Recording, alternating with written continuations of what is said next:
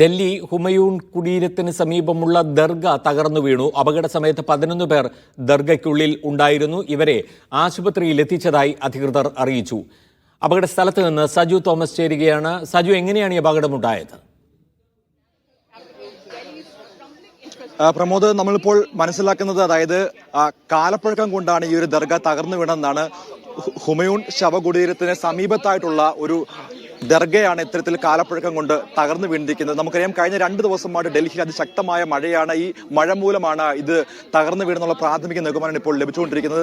11 പേരാണ് ഈ അപകട സമയത്ത് ദർഗയ്ക്കുള്ളിൽ ഉണ്ടായിരുന്നത്. അവരെയൊക്കെയും ആശുപത്രിയിൽ എത്തിച്ചിട്ടുണ്ട്. കൂടുതൽ പേർ ഉണ്ടോ എന്നുള്ള തെരച്ചിലാണ് ഇപ്പോൾ നടന്നുകൊണ്ടിരിക്കുന്നത്. നമ്മളിപ്പോൾ ഈ ദൃശ്യങ്ങൾ കാണുന്ന പോലെ ദുരന്തനിവാരണ സേനയുടെ ഭാഗത്തുനിന്ന്, അതുപോലെ അഗ്നിരക്ഷാ സേനയുടെ ഭാഗത്തു നിന്നുള്ള പരിശോധനകളാണ് ഇപ്പോൾ നടന്നുകൊണ്ടിരിക്കുന്നത്. വൈകിട്ട് 4:30 കൂടിയാണ് ഈ ഒരു അപകടം ഉണ്ടായിരിക്കുന്നത്. ഈ അപകടം ഉണ്ടായ സമയത്ത് ദർഗയ്ക്കുള്ളിൽ 11 പേരുണ്ടായിരുന്നതാണ് മനസ്സിലാക്കുന്നത്.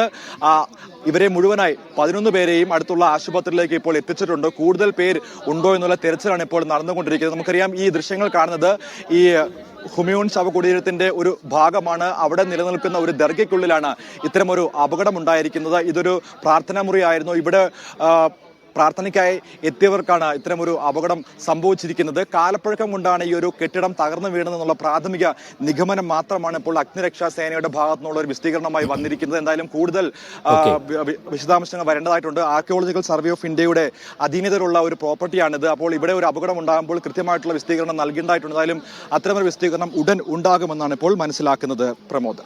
സജു തോമസ് ആണ് ഡൽഹിയിൽ ഹുമയൂൺ ദർഗയിൽ നിന്ന് ചേർന്നത്. അവിടെ ഭിത്തി ഇടിഞ്ഞ് അതിൽ 11 പേർ പെട്ടു എന്നാണ്. എന്നാൽ ഇവരെ രക്ഷിച്ച ഉടൻ തന്നെ ആശുപത്രിയിൽ എത്തിക്കാൻ സാധിച്ചു എന്നുള്ളതാണ് ഇപ്പോൾ ലഭിക്കുന്ന വിവരം.